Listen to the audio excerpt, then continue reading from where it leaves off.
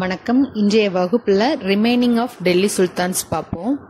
அடிமை வம்சத்தின் கடைசி அரசர் ஹைகுபாத் திறமையற்ற அரசரா இருந்ததுனால அவரோட பேர்ல ஜலாலுதீன் கில்ஜி ஆட்சி செய்வாரு. கொஞ்ச நாள்லயும் அவரையே கொன்னுட்டு அரியணை ஏறி இருப்பாரு ஜலாலுதீன் கில்ஜி. இவர் ஒரு ஆப்கானியர் அப்படின்றதுனால துருக்கிய பிரபுகளுக்கு இவர் அரியணை ஏறினது பிடிக்காது. இவர் அரியணை ஏறும்போது இவரோட வயது 70 இருந்தாலுமே மங்கோலிய கூட்டங்கள் படையெடுத்து வர்றப்ப அவங்களை எதிர்த்து நின்று அவங்க இந்தியாவுக்குள்ள வர்றதையும் அவர் தடுத்திருந்திருப்பாரு. சில மங்கோலியர்கள் டெல்லியில தங்கியிருப்பாங்க. அவங்களுக்கு பேர் நியூ முசல்மான்ஸ். இவரோட ஆட்சி எப்படி இருந்திருக்கும் அப்படின்னா, இவருக்கு அகெயின்ஸ்டா யாரும் கிளர்ச்சி பண்ணா கூட பெருசான அடக்குமுறைகளை கையாண்டிருக்க மாட்டாரு. இவர் சகிப்புத்தன்மையோட இருந்திருப்பாரு. அதனால இவரை கிளெமென்சி ஜலாலுதீன், அதாவது கருணை உள்ளம் கொண்ட ஜலாலுதீன் அப்படின்னு சொல்லுவாங்க. இவர் காராவின் ஆளுநராக அலாவுதீன் கில்ஜிய நியமிச்சிருப்பாரு. இந்த அலாவுதீன் கில்ஜிய தேவகிரிக்கு படையெடுத்து போக சொல்லியிருந்திருப்பாரு. அவரும் என்ன பண்ணிருப்பாரு அப்படின்னா, அங்க உள்ள யாதவ அரசன் ராமச்சந்திரனை போரிட்டு ஜெயிச்சு செல்வங்களையும் எடுத்துட்டு வந்திருப்பாரு. ஆனா வந்தவர் என்ன பண்ணுவாரு அப்படின்னா, ஜலாலுதீன் கில்ஜியவையும் கொன்னுட்டு இவர் அரியணையில ஏறிடுவார். நெக்ஸ்ட் அலாவுதீன் கில்ஜி ஆட்சிக்கு வருவாரு. 1296 இருந்து 1316 வரைக்கும் 20 வருஷம் ஆட்சி செய்வாரு. இவரோட அட்மினிஸ்ட்ரேஷன் பக்காவா இருக்கும். நிறைய சீர்திருத்தம் கொண்டு வந்திருப்பாரு. இதுல அட்மையர் ஆகி முகல்ஸ்ல ஷெர்ஷா, அக்பர் இவரை ஃபாலோ பண்ணியிருந்திருப்பாங்க. இவர் ஆட்சிக்கு வந்ததுமே என்ன பண்ணியிருந்திருப்பாரு அப்படின்னா, இவரோட ஆட்சி பகுதியை கன்சாலிடேட் பண்றதுக்கே இவருக்கு நேரம் சரியா இருந்திருக்கும். இவருக்கு ஜலாலுதீன் கில்ஜியை கொல்றதுக்கு யார் யாரெல்லாம் ஹெல்ப் பண்ணாங்களோ அவங்க எல்லாத்தையுமே இவர் தண்டிச்சிருப்பாரு. ஏன் இவருக்கு ஹெல்ப் பண்ணவங்கள தண்டிச்சாரு அப்படின்னா, இதே மாதிரி இவருக்கு நடந்துடக்கூடாதுல்ல. அதனால நோபல்ஸ் கிட்ட இவர் ரொம்ப ஸ்ட்ரிக்டா நடந்திருப்பாரு. ஜலாலுதீன் கில்ஜி என்ன பண்ணிருப்பாரு, டாலரண்ட் பாலிசிய பயன்படுத்தியிருப்பாரு. ஆனா இவர் அப்படியே அவருக்கு அகெயின்ஸ்டா பண்ணிருப்பாரு. இவரோட ஆட்சி பகுதியை ஒருங்கிணைச்சுக்கிட்டு இருக்க டயத்துல இதுக்கு முன்னாடி மங்கோலியர்கள் அங்க வருவாங்க இங்க வருவாங்கன்னு பயந்துகிட்டு இருந்தாங்க. ஆனா இவரோட பீரியட்ல மங்கோலியர்களோட தாக்குதலே நடந்திருக்கும். எப்போ அப்படின்னா 1298. 1308 அவங்க இனிமே இந்த பக்கமே வராத மாதிரி பண்ணியிருந்திருப்பார். இவர் பகுதியை கன்சாலிடேட் பண்ணதும் இவர் படையெடுத்து நிறைய பிளேஸ்க்கு போவாரு. குஜராத், ரத்தம்பூர், சித்தூர், மால்வா இந்த ரீஜியன்லாம் இவர் படையெடுத்து போயிருந்திருப்பாரு. இவர் மட்டும் படையெடுத்து போனது இல்லாம, இவர் எப்படி ஜலாலுதீன் கில்ஜிக்கு அவர் சொன்னதும் இவர் யாதவ அரசரை படையெடுத்து போயிருப்பாரோ, அதே மாதிரி இவரோட படை தளபதி மாலிக் கஃபூர் தென்னிந்தியா மீது படையெடுத்து போயிருப்பாரு. இதுக்கு முன்னாடி என்ன பார்த்தோம், சமுத்திரகுப்தர் டைம்ல தென்னிந்தியா மீது படையெடுத்து வந்தாங்க அப்படின்னு சொல்றாங்க. ஆனா துர்க்கியர்லயும் முதல்ல படையெடுத்து வந்தவர் தென்னிந்தியா மீது படையெடுத்து வந்தவர் அலாவுதீன் கில்ஜி. அலாவுதீன் கில்ஜி அனுப்பி மாலிக் கஃபூர் படையெடுத்திருப்பாரு. இவர் எந்தெந்த தென்னிந்திய அரசர்களை படையெடுத்து வெற்றி பெற்று அவர்களுடைய அதிகாரத்தை ஏற்க வச்சிருப்பாரு அப்படின்னு பார்த்தோம்னா, தேவகிரியின் யாதவ மன்னன், அதுக்கப்புறம் வாராங்கலின் காகத்திய அரசன் பிரதாபருத்ரன, துவார சமுத்திரத்துல ஹொய்சால மன்னன் வீரபல்லாளன, அதுக்கப்புறம் 1310 இந்த டைம்ல மதுரை மன்னன், அதாவது பாண்டிய மன்னன் வீரபாண்டியனை இவரோட அதிகாரத்தை ஏற்க வச்சிருப்பாரு. அந்த டைம்ல வீரபாண்டியனுக்கும் சுந்தரபாண்டியனுக்குமே சண்டையா இருக்கும். சுந்தரபாண்டியனுக்கு சப்போர்ட்டா மாலிக் கஃபூர் இருந்திருப்பாரு. இந்த தென்னிந்திய பகுதிகளை கொள்ளையடிச்ச செல்வங்களை மாலிக் கஃபூர் கொண்டுட்டு போய் டெல்லியில குவிச்சிருப்பாரு. இப்போ ஆட்சி பகுதியை பெருசாக்கியாச்சு. இனி என்ன பண்ணுவாரு அப்படின்னா, அதை ஸ்டேபிள் பண்றதுக்கு நிறைய நிர்வாக சீர்திருத்தம் பண்ணுவாரு. இவர் நிர்வாக சீர்திருத்தம்ன்றதையும் பிரபுக்கள்ட்ட இருந்து தான் பண்ண ஆரம்பிச்சிருப்பாரு. பிரபுக்களுக்கு தானமாக கொடுக்கப்பட்ட கிராமத்தை இவர் திருப்பி வாங்கி இவர் கண்ட்ரோல்ல வச்சிருப்பாரு. பிரபுக்கள் குடும்பத்துக்குள்ள திருமண உறவு நடந்தா முதல்ல இவர்கிட்ட பர்மிஷன் வாங்கணும் அப்படின்ற கண்டிஷன்லாம் போட்டிருப்பாரு. லஞ்சம் வாங்குற பிரபுக்களை கடுமையா தண்டிச்சிருப்பாரு. நாட்டு மக்கள் நல்லா இருக்கணும்ன்றதுக்காக மது, போதைப் பொருட்கள், அப்புறம் சூதாட்டம் இது எல்லாமே தடை செஞ்சிருப்பாரு.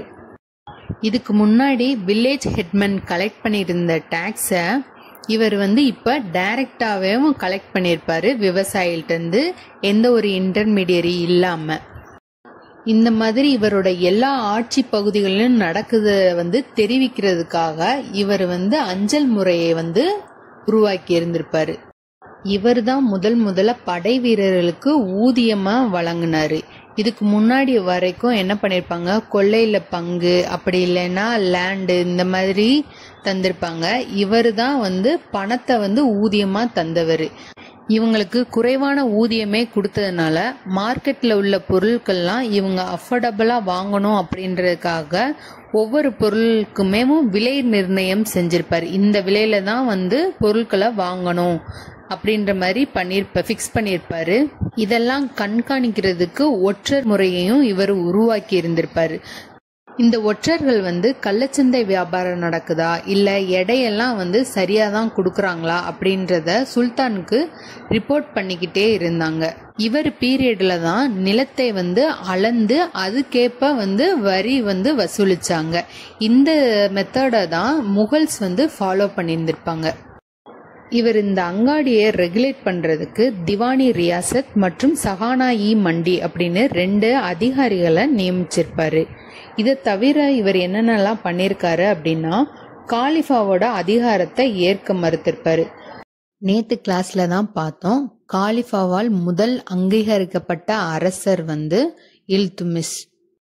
இந்த காலிஃபா அப்படின்றது யாரு அப்படின்னா, முகமது நபிகளோட வாரிசுகளா இவங்க கருதப்படுறாங்க.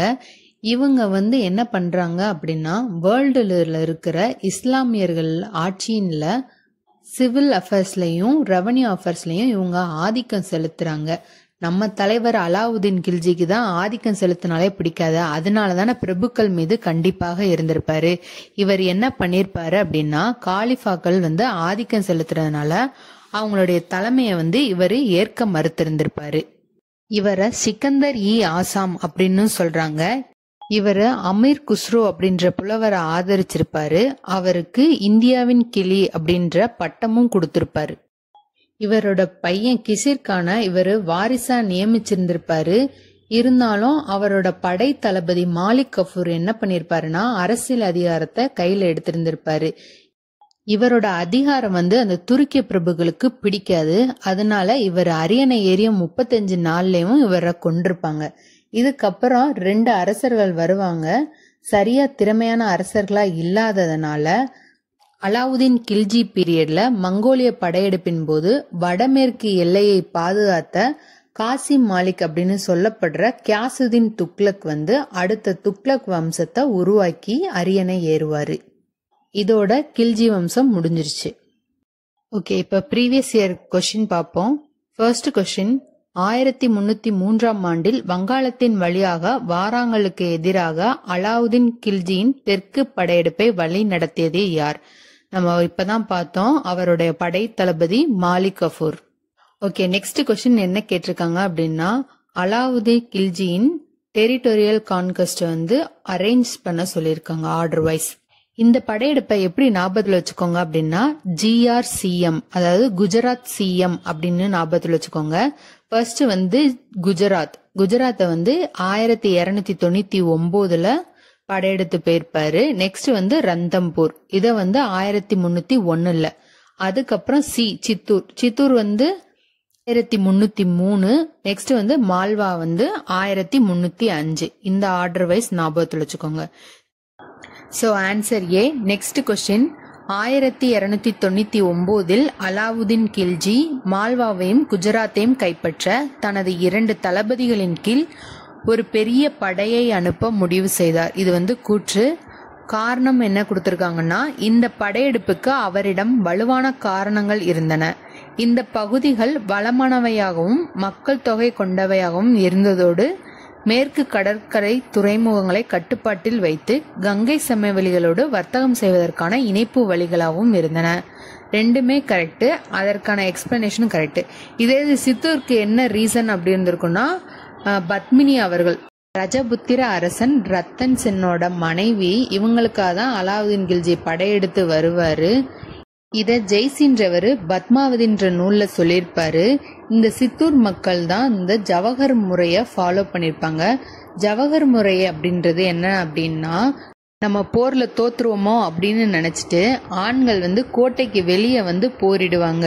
பெண்கள் கட்டையா அடிக்க அதுல தீய வச்சு அந்த தீக்குள்ள மாஞ்சிருவாங்க. இதுதான் ஜவஹர் முறை. Next question. கூற்று அலாவுதீன் மங்கோலியர்களுக்கு எதிராக ஜாஃபர் கான் மற்றும் முலுக்கானை அனுப்பினார். ரீசன் மங்கோலியர்கள் தோற்கடிக்கப்பட்டனர் மற்றும் ஜாஃபர் கான் மங்கோலியர்களின் ஆட்சியாளர்களாக நியமிக்கப்பட்டார். ரெண்டுமே கரெக்ட், பட் கூற்றுக்கான சரியான விளக்கம் அல்ல. Next question. கூற்று Alauddin Khilji imposed price control in Delhi. இது correct. Reason, he wanted to pay lower wages to artisans and building his places in Delhi. இது தவறு.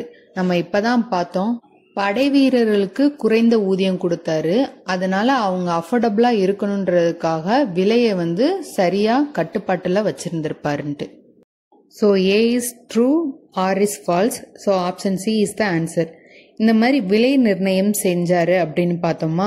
இன்னொரு கொஸ்டின் என்ன கேட்டிருக்காங்க அப்படின்னா, the price of a first grade horse fixed by Alauddin was 100ல இருந்து 120 தங்கா அப்படின்றது தங்க நாணயத்தை குறிக்குது. Option A answer. Next question. Khilji வம்ச ஆட்சியில் வணிகர்கள் தாங்கள் விற்பனை செய்யும் பொருட்களை டேஸ் இடத்திற்கு கொண்டு வர வேண்டும் அப்படின்னு கேட்டிருக்காங்க. சராய் அடில். நெக்ஸ்ட். சிக்கந்தர் இ சானி அப்படின்னு அழைக்கப்படுபவர் யாரு அப்படின்னு கேட்டிருக்காங்க. அலாவுதீன் கில்ஜி தான். அதுக்கு மீனிங் என்ன அப்படின்னா second Alexander. Previous year question பேப்பர்ல மேக்சிமம் அலாவுதீன் கில்ஜியை பத்தியும் அவர் ஆதரித்த அமீர் குஸ்ரோவை பத்தியும் தான் மேக்சிமம் கேட்டிருக்காங்க கில்ஜி டைனாஸ்டியை பொறுத்த வரைக்கும். இந்த கொஸ்டின் பாருங்க. இந்தோ இஸ்லாமிய கவிஞர்களில் மிக பெரியவர், 7 மன்னர்களின் ஆட்சி காலத்தில் வாழ்ந்தவர், மேலும் அலாவுதீன் அரசவையில் நீண்ட காலம் தொடர்புடையவர். இவர் யாரு அப்படின்னா அமீர் குஸ்ரோ. இவர் தான் டெல்லியை 2ஆம் சொர்க்கம் அப்படின்னு சொல்லியிருப்பாரு.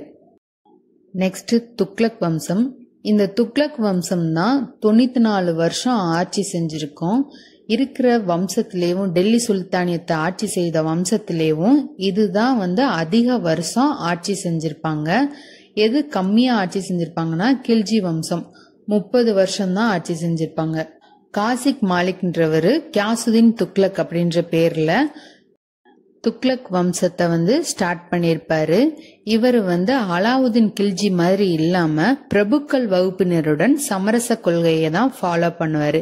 ஆனா அலாவுதீன் கில்ஜி மாதிரி என்ன பண்ணுவாரு அப்படின்னா வாராங்களுக்கு இவரோட பையன் ஜானா கானை அனுப்பிச்சு வச்சிருப்பாரு. இவரும் அங்க அந்த நாட்டு மன்னன் பிரதாபருத்தனை தோக்கடிச்சிட்டு அங்க இருக்கிற செல்வத்தை கொண்டுட்டு டெல்லியில போய் கூச்சிருப்பாரு. அந்த செல்வத்தை வச்சுதான் துக்லதாபாத் அப்படின்னு ஒரு புதிய நகருக்கு அடிக்கல் நாட்டியிருப்பாரு இந்த கியாசுதீன் துக்ளக். இவர் எப்படி அலாவுதீன் கில்ஜிய வன்மமான முறையில கொன்னாரோ அதே மாதிரி இவரோட பையன் ஜானா கான் இவரை கொன்னுட்டு முகமது பின் துக்ளக் அப்படின்ற பேர்ல அரியணை ஏறுவாரு. முகமது பின் துக்ளக் என்னதான் திறமையான ஆட்சியாளரா இருந்தாலும் இவர் பண்ண திருத்தங்களா இருக்கட்டும் பாலிசியா இருக்கட்டும் அது ஃபெயிலியராவே இருந்திருக்கும். இவர் மேஜரா பண்ணது என்ன அப்படின்னா ஃபர்ஸ்ட் தலைநகரை டெல்லியில இருந்து தௌலதாபாத்துக்கு மாத்துவாரு. தௌலதாபாத்னா ஒன்னும் கிடையாது, மகாராஷ்டிரால இருக்கிற தேவகிரி தான். எதுக்கு அங்க மாத்துவாரு அப்படின்னா நம்ம இருக்கிறது வட இந்தியால ஆட்சி செய்யறோம், அப்ப நம்ம அந்த பாட்டுல இருந்துச்சுன்னா தென்னிந்தியாவை ஆட்சி செய்ய முடியாது அப்படின்றதுக்காக சென்ட்ரல்ல போவோம் அப்படின்ட்டு இவரு கேபிட்டலை சேஞ்ச் பண்ணிருப்பாரு. தௌலதாபாத்துக்கு வந்ததுக்கு அப்புறம் தான் தெரியும் இங்க இருந்து வட இந்தியாவை ஆட்சி செய்ய முடியாது அப்படின்ட்டு. அதுக்கு திரும்பவும் தௌலதாபாத்ல இருந்து டெல்லிக்கு போவாரு. போகிறப்ப மக்கள் எல்லாத்தையும் கூட்டிட்டு போவாரு. வராத மக்களை கொடுமைப்படுத்தி இருந்திருப்பாரு. இதனாலதான் என்னமோ சமுத்திரகுப்தர் தென்னிந்திய பகுதியை கைப்பற்றி இருந்தாலும் அவங்க மன்னர்கிட்டயே கொடுத்துட்டு ஆளுமையை மட்டும் ஏற்க சொல்லி இருந்திருப்பாரு. அதுக்கப்புறம் இவர் அடையாள நாணய முறையை உருவாக்கி இருந்திருப்பாரு. அதனால டூப்ளிகேட் காயின் நிறைய உருவாக ஆரம்பிச்சிருக்கும். இதுவுமே ஒரு ஃபெயிலியர் மாடல் தான். இவர் பீரியட்ல பஞ்சம் ஏற்பட்டிருந்திருக்கும். அந்த டைம்ல இவர் நிறைய கடன் வசதிகள் கொடுத்திருந்தாலும் அது பெருசா பலன் அளிச்சிருக்காது. இவர் என்ன பண்ணுவாரு அப்படின்னா திவான் இ அமீர் கோஹி அப்படின்ற ஒரு விவசாய துறையும் உருவாக்கி இருந்திருப்பாரு. இவர் எல்லா பகுதிகளையும் வென்ற பகுதிகள்லாம் இவரோட ஆட்சி பகுதியிலேயும் ஜாயின் பண்ணிக்கிட்டாரு. அதனால நிறைய கிளர்ச்சிகள் ஏற்படும். அந்த டைம்ல தான் இவரோட பீரியட்ல தான் சுதந்திர அரசுகள் அப்படின்னு உருவாகும். மதுரை தன்னை சுதந்திர அரசா அறிவிச்சுக்கும். அதுக்கப்புறம் பாமினி சுல்தானியமே இதுல இருந்து தான் உருவாகும். முகமது பின் துக்ளக் அப்புறம் ஃபெரோஸ் துக்ளக் வருவாரு. இவர் யார் அப்படின்னா கியாசுதீன் துக்ளக்கோட தம்பியோட பையன். இவர் அலாவுதீன் கில்ஜிக்கு அப்படியே ஆப்போசிட்டா பண்ணுவாரு. பிரபுக்கள் வகுப்பினரிட இவர் சமரச கொள்கையும் கியாசுதீன் துக்ளக் மாதிரி கடைபிடிப்பாரு. அலாவுதீன் கில்ஜி கிராமங்கள்லாம் திருப்பி வாங்கியிருப்பார்ல, இவர் அந்த கிராமத்தெல்லாம் திருப்பி பிரபுக்கள் வகுப்பிட்டே கொடுத்திருப்பாரு. இவர் என்ன பாலிசிய ஃபாலோ பண்ணிருப்பாரு அப்படின்னா போர்கள் வேண்டாம் அப்படின்னு ஃபாலோ பண்ணிருப்பாரு. இவர் வைதிக இஸ்லாமை ஆதரித்ததுனால மத குருக்கள்கிட்ட நல்ல பேர் வாங்குன்றதுக்காக நிறைய வரி விதிச்சிருப்பாரு இஸ்லாமிய அல்லாதவர்கள் மீது. அந்த மாதிரி விதிச்ச வரி தான் ஜெஸ்யா வரி. ஜெஸ்யா வரின்றது தலைவரி. ஒரு தலைக்கு இவ்வளவு கட்டணும் அப்படின்னு வரி விதிச்சிருப்பாங்க. இந்த வரி பிராமணர் அல்லாதவர்களும் கட்ட வேண்டியதா இருந்துச்சு. இந்த ஜெஸ்யா வரிய முதலில் அறிமுகப்படுத்தியவர் குத்புதீன் ஐபக். இத ஃபாலோ பண்ணவர் ஃபெரோஸ் துக்ளக். முகல்ஸ்ல அக்பர் ஜெஸ்யா வரிய ஒழிச்சிருப்பாரு. ஆனா அவுரங்கசீப் இந்த ஜெஸ்யா வரிய மீண்டும் கொண்டு வந்திருப்பாரு. ஃபெரோஸ் இந்த ஜெஸ்யா வரிய மட்டும் விதிக்கல, இன்னும் 3 வரிய சேர்த்து வச்சிருக்காரு. கரோஜ் அப்படின்றது விளைச்சல 10% 1 தர்றது. கம்ஸ் அப்படின்றது போர்கள்ல கைப்பற்றிய பொருள்ல 5% தர்றது. ஜஹாத் அப்படின்றது குறிப்பிட்ட இஸ்லாமியர்கள் மத சடங்குகளை செய்வதற்கு கட்டணமா வசூலிக்கிறது. இவருக்கு அப்புறம் துக்ளக் வம்சத்தின் கடைசி அரசர் அப்படின்னு சொல்லப்படுற நஸ்ருதீன் முகமது ஷா 1394 இருந்து 1414 வரைக்கும் ஆட்சி செய்வாரு. இவர் பீரியட்ல தான் தைமூர் படையெடுத்து வருவாரு. 1398ல இவர் தைமூர் படையெடுத்து வர்றாருன்னு தெரிஞ்சதுமே டெல்லியில இருக்க மாட்டாரு, ஓடிடுவார். இவரோட துக்ளக் வம்சம் முடிஞ்சிருக்கும். நெக்ஸ்ட் சையது வம்சம் ஸ்டார்ட் ஆகும். இப்போ ப்ரீவியஸ் இயர் கொஸ்டின் பேப்பர் பார்க்கலாம். இந்த கொஸ்டின்ல பாருங்க, முகமது துக்ளக் ஆட்சி காலத்துல அவர் பண்ண விஷயங்களை கால வரிசைப்படி வரிசைப்படுத்துக அப்படின்னு கேட்டிருக்காங்க. அவர் ஃபர்ஸ்ட் என்ன பண்ணிருப்பாரு அப்படின்னா தலைநகர மாற்றம் தான் வந்தோடனே செஞ்சிருப்பாரு. செகண்ட் டோக்கன் கரன்சியை அறிமுகப்படுத்திருப்பாரு. தேர்டு இவர் என்ன பண்ணிருப்பாரு அப்படின்னா மங்கோலிய படைகள் மீரட்டு வரைக்குமே அணிவகுத்து வருவாங்க. அவங்கள இவர் தடுத்து நிறுத்திருப்பாரு. சரி, நம்ம தான் தடுத்து நிறுத்திட்டோமே மங்கோலியர்களேவே, அப்பனா ஈராக்கையும் நம்ம குராசன்ற பகுதியை தாக்குதல் பண்ணலாம் அப்படின்னு பிளான் பண்ணுவாரு. ஆனா அந்த டைம்ல ஈராக்ல நிலைமை சரியானதுனால அந்த பிளானை டிராப் பண்ணிருப்பாரு. Fourth one camped at Swargadwari. இந்த பிளேஸ் எங்க இருக்கு அப்படின்னா கன்னோஜுக்கு பக்கத்துல இருக்கு. இவர் பீரியட்ல ஃபெமைன் வரும். ஸோ அதனால இவர் டெல்லியில இருந்து கன்னோஜுக்கு பக்கத்துல இருக்க இந்த பிளேஸ்ல 2 வருஷம் இருந்திருப்பாரு. டெல்லியில நிலைமை சரியானதுக்கு அப்புறம் திருப்பி வந்திருப்பாரு. So 1 2 4 3 order. Answer C. Next question என்ன கேட்டிருக்காங்க அப்படின்னா தவறான பொருத்தங்களை தேர்ந்தெடுக்கும். ஃபர்ஸ்ட் ஒன் குத்புதீன் ஐபக், லாக் பாக்ஷா தான் கரெக்ட். செகண்ட் இல்துமிஸ் மாலிக் கஃபூர். இந்த மாலிக் கஃபூர் யாரோட படை தளபதியா இருந்தார்னா அலாவுதீன் கில்ஜி. ஸோ இது தவறு. Third one Muhammad bin Tughlaq. இப்பதான் பார்த்தோம், அவர் தான் அடையாள நாணய முறையை உருவாக்கியிருப்பாரு. ஸோ அது correct. Fourth one Feroz Tughlaq 40 குழுவை சஹல்கானி சிஸ்டம் இல்துமிஸ் ஸ்டார்ட் பண்ணியிருப்பாரு. So answer A. ஓகே, இந்த கொஸ்டின்ல என்ன கேட்டிருக்காங்க அப்படின்னா எந்த சுல்தானியர் ஆட்சியில் மிக அதிகமான நிலப்பரப்பு அரசாட்சியின் எல்லையாக இருந்தது? இப்பதான் பார்த்தோம், முகமது பின் துக்ளக். அவரு தான் அனெக்ஸ் பண்ண எல்லா பகுதிகளையுமே இவரோட ஆட்சி பகுதியில இணைச்சிருப்பாரு. நெக்ஸ்ட் கொஸ்டின் திவானி கோஹி அப்படின்ற அமைப்பை உருவாக்கியவர் யார் அப்படின்னு கேட்டிருக்காங்க. அது இப்பதான் பார்த்தோம், முகமது பின் துக்ளக். நெக்ஸ்ட் கொஸ்டின் கூற்று சுல்தான் ஃபெரோசா துக்ளக் ஜெஸ்யா வரியை விதிக்கவில்லை அப்படின்னு கொடுத்திருக்காங்க. அவர் ஜெஸ்யா வரியை விதிச்சார். காரணம் வந்து அவரது புகழ்பெற்ற அமைச்சர் கான் ஜஹான் மக்புல் மதம் மாறிய ஒரு இந்து ஆவார். காரணம் சரி, கான் ஜஹான் வந்து ஒரு பிராமணர், அவர் வந்து முஸ்லிமா மாறி இருந்திருப்பாரு. ஸோ ஏ ஃபால்ஸு, ஆர் வந்து ட்ரூ. கொஸ்டின்ல என்ன கேட்டிருக்காங்க அப்படின்னா, தைமூர் படையெடுப்பின் போது டெல்லி சுல்தானின் சுல்தானாக இருந்தவர் யார் அப்படின்னு கேட்டிருக்காங்க. நஸ்ருதீன் முகமது ஷா துக்ளக். இவர் தான் வந்து துக்ளக் வம்சத்தின் கடைசி அரசர். ஸோ இதோட வந்து துக்ளக் டைனாஸ்டி முடிஞ்சிச்சு. இனி ரிமைனிங் 2 டைனாஸ்டி இருக்கு, அதை நாளைக்கு கிளாஸ்ல பார்ப்போம்.